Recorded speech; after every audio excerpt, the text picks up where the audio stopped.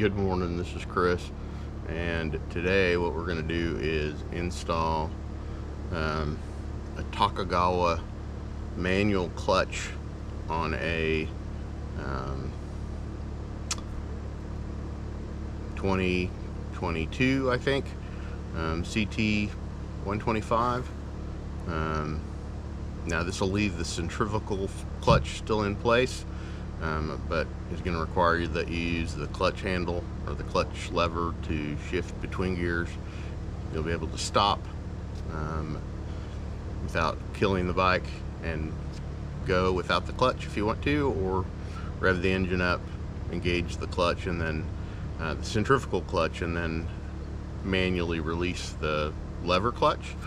I'm doing this because I like the CT, but the shifting is a little funny to me, and so and I know some people say just leave the bike alone and do something different. I'm choosing to do this, as is my prerogative, and so if you think about doing this, I'll take you for a ride after, and we'll go from there. I'm not a mechanic.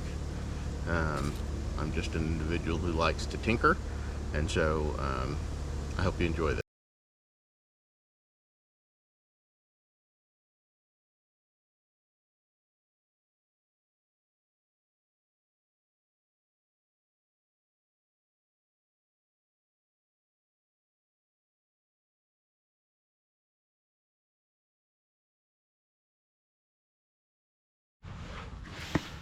Okay, what I did first was I went through and power washed the bike, because I'm going to have the engine compartment open, or at least the side case. I didn't want to get a bunch of debris in there, and I didn't want to get a bunch of dirt, and this thing was kind of dirty. What I'm going to do now is create room. I've got to take off some plastic to be able to reroute the clutch cable. And then I'm just going to create some room here so that we can get into this engine case to pull this off with the Takegawa kit. Effectively, behind this is the auto clutch mechanism, and effectively what we're doing is we're putting in a hydraulic valve here and a little cup that has a hydraulic pusher, and that will push on the clutch, or push on the actual clutch to allow it to be engaged and disengaged. There's a centrifugal clutch here that doesn't allow anything to engage until the engine gets up to a certain RPM. We're going to leave that alone. We're not doing anything with that clutch. All we're doing is taking out the shifting mechanism that engages the clutch when you push down or pull up on the shift lever, and replacing that with a manual clutch. Some people would consider this a downgrade. Some people will look at it like an upgrade. Everybody's different, and so this is what I'm choosing to do on my motorcycle. And so anyway, I'm going to time lapse the next part just so you don't have to watch me disassemble a bunch of plastic in slow or in fast time, or and then we'll go from there.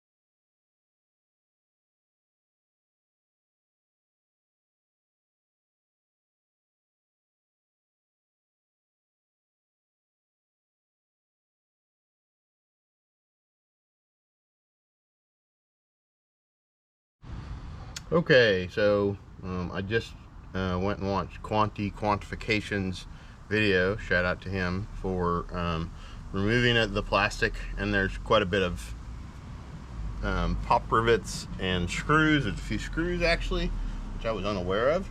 And so, yeah, if you want to, you can look up his video for how to remove plastic, and he has a very detailed video on that. I'm going to time lapse this just for the purpose of speed, and yeah.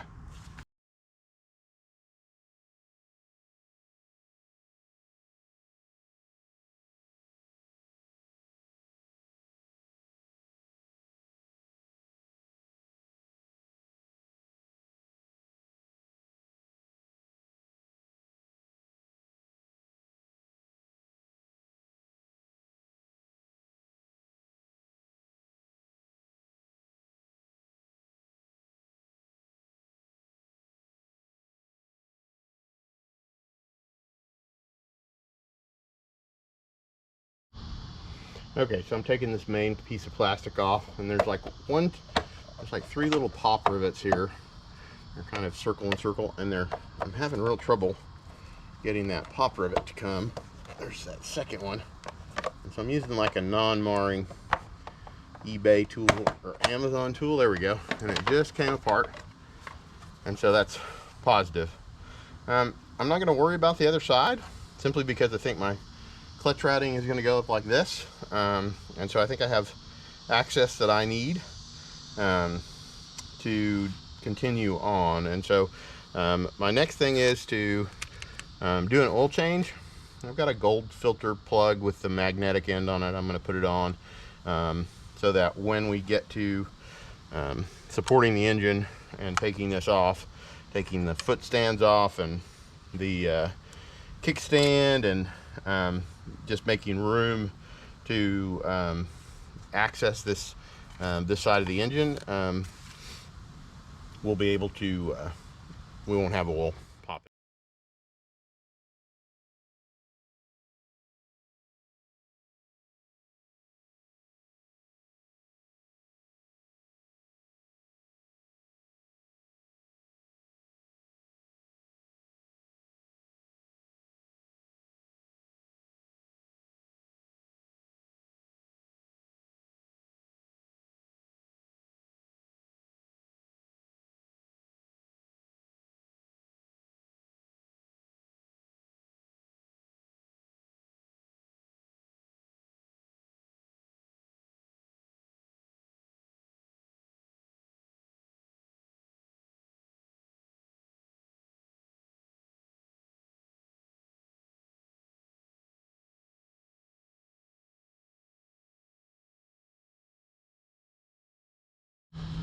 Okay, you can see that we're draining a lot of oil.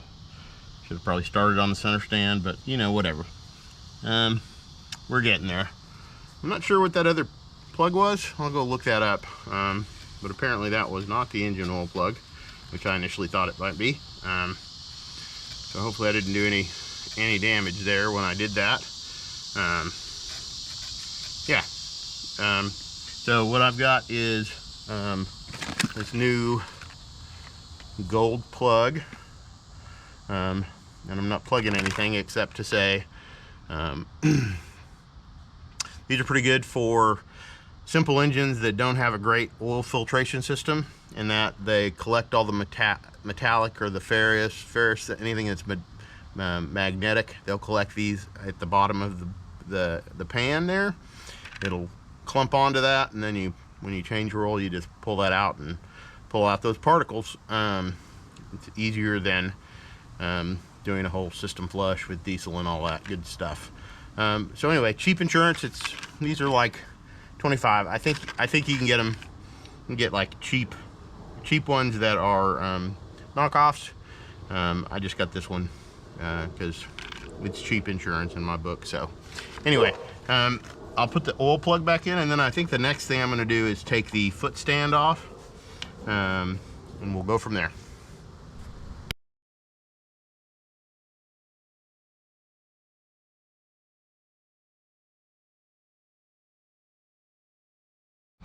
Okay, now we've gotten down to taking the side cover off. It looks like it's 2, 4, 6, 8, 9 bolts. and they are all looking to be 8mm, so I'll zip those off, and then we will pull this assembly out.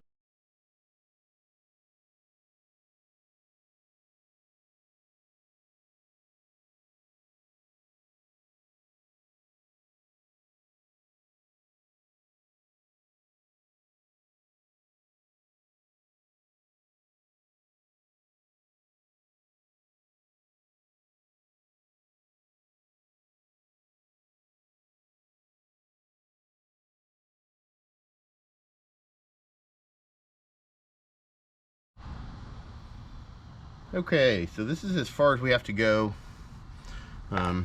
with the mechanism. This, of course, goes together in a very particular way, but we're effectively eliminating all of these parts with the Takegawa kit. And so I think I'm going to talk about that Takegawa kit a little bit, and I'll insert that video here. I'm going to leave this. I like the consistent positioning of that. Actually, I think I'll just talk about the Takegawa kit. I got this up from Web Bike Japan. And I'll just show you what I got here. It comes with a gasket cover. All right, because we need that. It comes with some paper, which we don't care about. It comes with a hydraulic clutch line, basically, which is going to go from the clutch and then route through here, down to here, and then right to there. It comes with a clutch lever and perch, hydraulic cylinder, comes with some brake fluid. And other than, if you choose to do USPS, they won't send this brake fluid. One of the other people on the forum had a problem with that, but I chose DHL because it's so fast, and typically not that much more expensive. When you ship from Japan, I get stuff super fast, a lot of times faster than if I order something from Partzilla in the United States. I get it faster from Japan than I do from Partzilla. And then we have zip ties, some hydraulic fittings for the clutch mechanism, a spring and a bleeder, a little foot or shoe, and then in this is the interesting part for me. This represents the hydraulic master or slave, and so there are two O-rings. One is designed to work against brake fluid, and one is designed to work against engine oil, and they're labeled. And you're supposed to use them on this little clutch puck as it goes into this, the slave cylinder. Now the slave cylinder is going to bolt effectively to the inside of the clutch cover, and then it will sit right here. And as you actuate the clutch, it's going to come in here and press on this, which is how a normal clutch would work. Is typically what happens is the lever hits and it has a shoe that sits on top of this. It will press on this, which disengages the clutch, and then as you let off, it re-engages. So the clutch's natural state is to be engaged. You press on this and it will disengage the clutch. This little shoe will sit on the inside of the case, as I said, and basically sit right here and press as you actuate the clutch, and let you operate the clutch. There's a centrifugal clutch that goes here.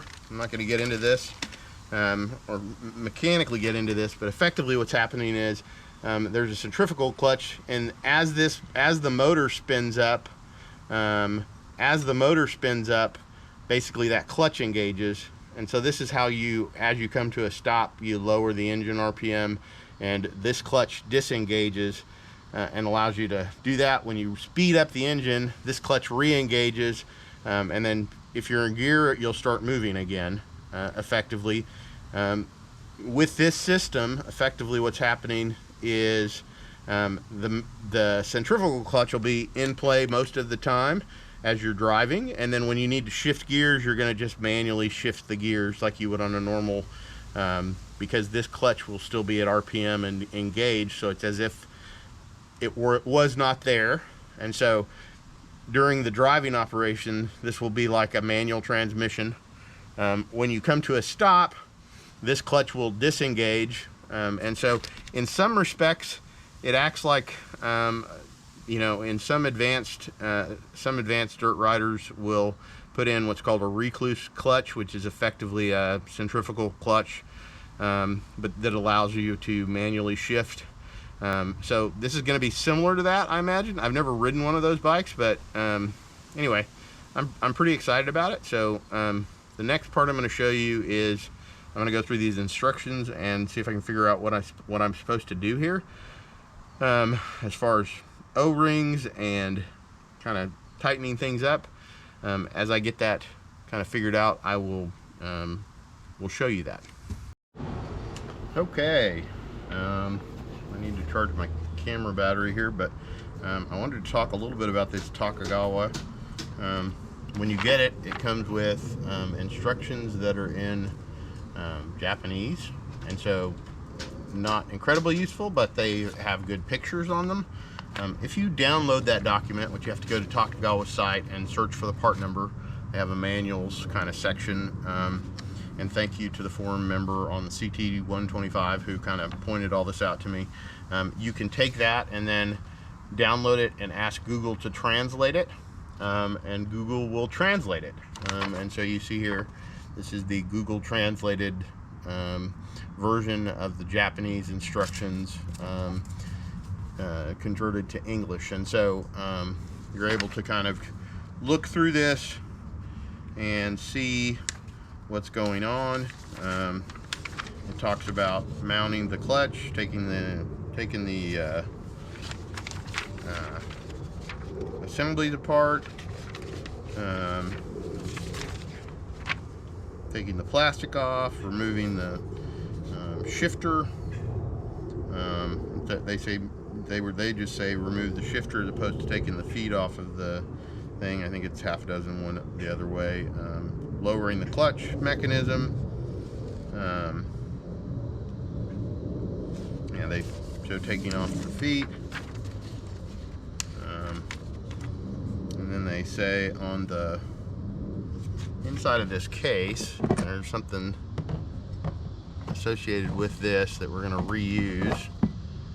I'm not exactly sure what it is that we're going to reuse from there, but we're going to reuse something, and it looks like a flat washer probably. 8mm washer will be reused.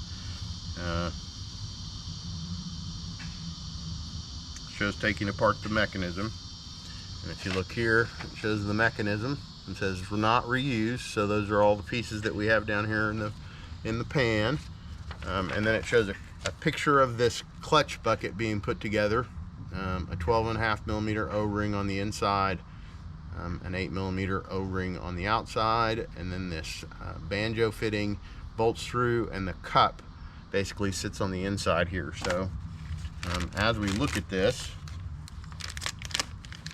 I'm not putting anything together right now, but just showing you, you have this cup which represents the slave cylinder. That slave cylinder is going to fit on the inside of the housing, and it's located by this little bolt or casting deal. So that keeps it in place and keeps it from rotating. On this side, you're going to put that, I guess they say 12.5mm. Is that right? 12.5mm O-ring. And then you'll take one of the banjo fittings, which we have here, and that will, I imagine it's this one, that will bolt through and sit on the outside of the case.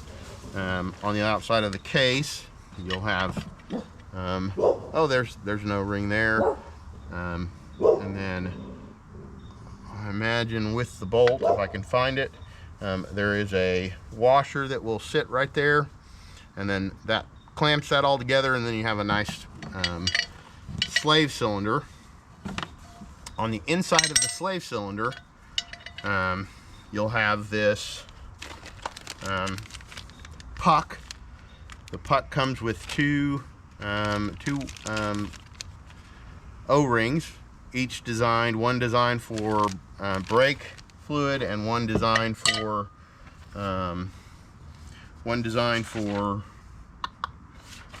motor oil.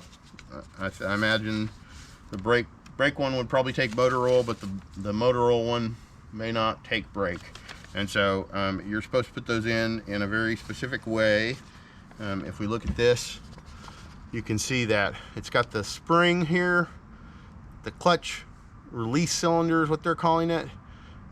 You've got a clutch release spring, an O-ring, and then an O-ring. This one's the SBR. So the SBR one is on the inside of the cup, and it goes into the as it goes into the slave housing. And then on this side, the NBR one faces out towards the engine oil. You've got that little clutch lifter rod, and then the bearing, which is here. And so this is how that goes together. So what I'm going to do is kind of take the parts apart, take a look at everything, and start assembling that. Yeah, and then we'll pop it into the case and go from there. Yeah.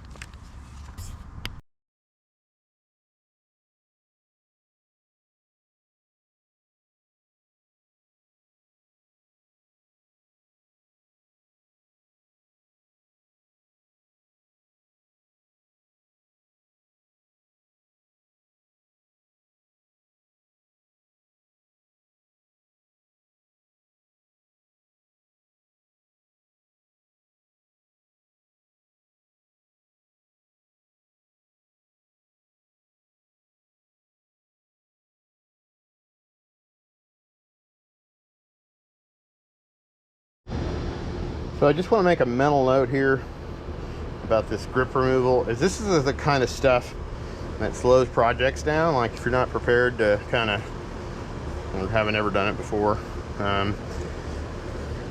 it might slow you down quite a bit. Like I didn't even think about this part of the project, honestly. I was anticipating that the mirror would split and then I'd be able to take it off and then put the clutch in. Looking at the instructions, it had me disassembling all this, and so now I'm doing that. I had remembered the air trick, using a compressor to push air into the grip, and then that kind of helps free it up and move it off. I don't know how I would have done this without that. I might have had, like, I think my next option would have been, if I didn't have an air compressor, my next option would probably be a heat gun to try and get the glue soft, and then pull it off with a pair of gloves on. Once I'd kind of heated up the grip and done that, I'd make a note, if you were going to change grips, this would be the perfect time to do it. Obviously, simply because we're here and it's done.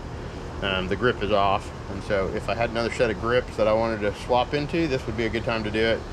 You can kind of double up on your projects that way when you do it. I tend to like to change one or two things at a time. Something like this is not a big deal, but like when I change mechanical things, I tend to try and stay with a single modification, or maybe two at a time, so that if I have problems, I'm not dealing with this and that. I'm just dealing with, oh, this is what I've changed, and now I've got to try and fix that. So the mirror's off and the clutch assembly will go on. This mirror will transfer to that clutch assembly. So I'll go back to speedy time, and we'll do that. Okay, here we have the hydraulic line. That's going to go like this, and then it needs to fish down into the bodywork. I got to figure out the routing of all that. I think I'm going to go like so, because it only has to get to like that, maybe behind the bar. I don't know. that. Like so. And you're leaving room there. Could maybe even attach it like that. But anyway, that looks right to me. And then around this column,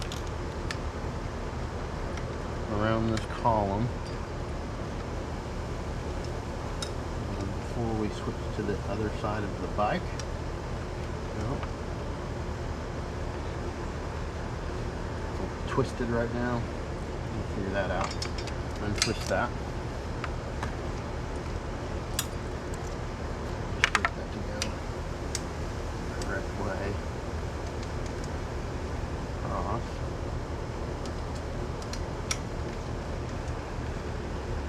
Need a twist. Maybe I'll fix that once it's through. Okay. Hydraulic twist in it. Undo this side. Let's see if I can get that to 30.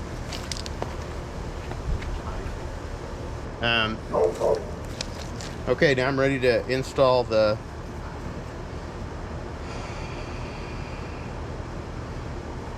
fittings, the hydraulic fittings into the master cylinder here.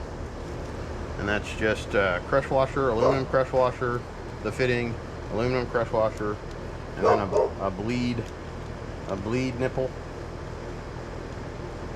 like so. All right.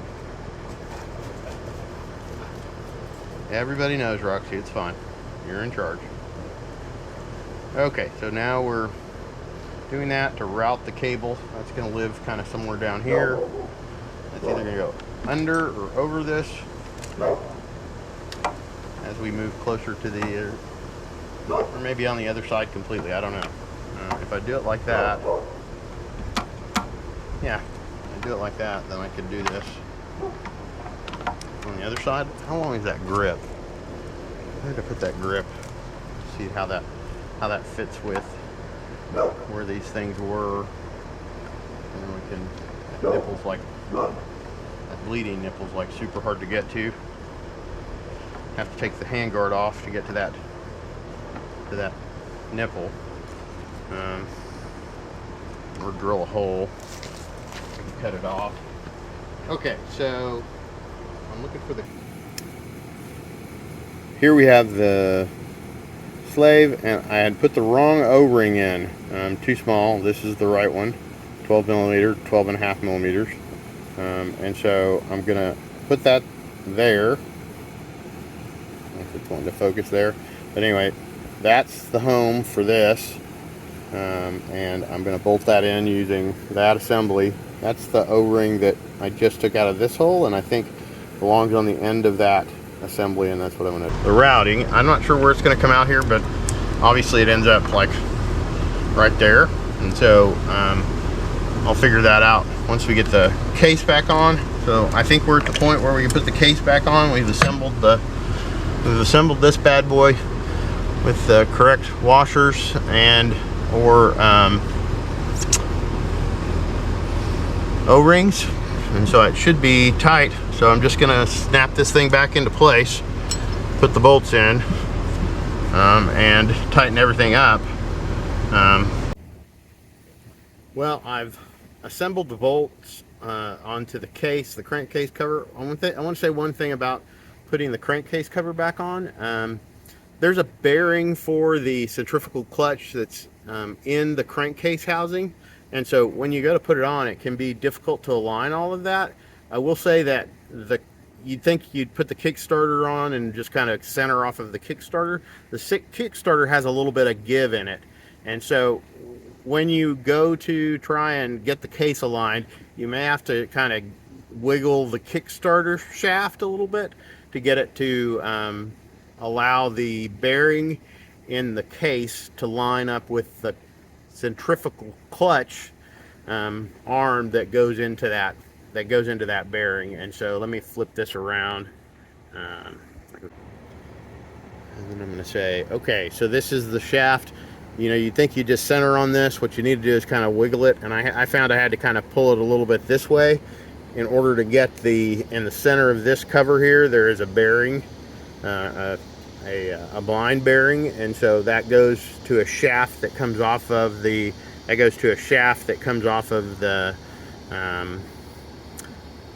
centrifugal clutch. I'll see if I can find a picture and pull a picture and just throw it up so you can see that arm. Basically, all that to say, it may be difficult to get this thing to align. I had a little bit of trouble. It took me longer than I anticipated to do that. And so, so I've got that all assembled. So now I'm gonna assemble the clutch line here and figure out my routing and how the plastic's gonna go over all of that. I'll fill it with oil, put the pedals back on, and I'll just kind of show you as I go step by step. I'm not gonna time lapse anything because at this point my battery is dead on my GoPro. I'm taking longer than it had expected, and so it died on me. Anyway, here we go. Okay, so I just finished the install of the Takegawa clutch. You can see it here. And all I have to say is wow. I mean, really. I lost my grip in the process. I think one of my dogs may have eaten it, or it's just floating around somewhere. I'm not the most organized person, and so anyway, back to the clutch. See the slave cylinder down there, and I have to figure out what I'm going to do about the bark buster. This is a little close. Maybe I can figure out an offset so that there's a little more room. If you look here on the stock brake cylinder, it's a longer thing, and so that gives room for the bark buster. Here it doesn't, and I don't know how I'm going to do that yet, so I've got to figure that out. I just haven't figured it out yet. So, long day. It drives like a manual transmission, just like a manual transmission. It's crazy. It's the best $300 I've spent. It drives just like a manual transmission. You can of course stop, and the centrifugal clutch will not let the bike die because it'll disengage. But if I'm in first gear, I can rev up the engine and let the clutch out, and it feels just like a manual transmission. In all the other gears, I have to use the clutch to shift and downshift, and so I have to say is wow, that is a crazy upgrade. If you would prefer one of these in a manual transmission and don't want to go through the whole hassle of doing a Grom, this was $300 from Takegawa, and all I'm saying is I'm super impressed. It's changed the character of the bike for me. I was always a little frustrated with the step and go because of the nature of how I could never feather that clutch down there. And now I can feather the clutch again, which is really beautiful. The other thing is the gears. The gears down there now feel much lighter. Like before, it was always a lot of effort to shift gears, which is I think part of the reason they have the heel toe. And now it's just like a manual transmission. When I pull the clutch, there's no pressure on that gear set, and so I can just click and it goes to the next gear. I'm super impressed with this. I can't say enough about it. Anyway, that's the conclusion. Thanks.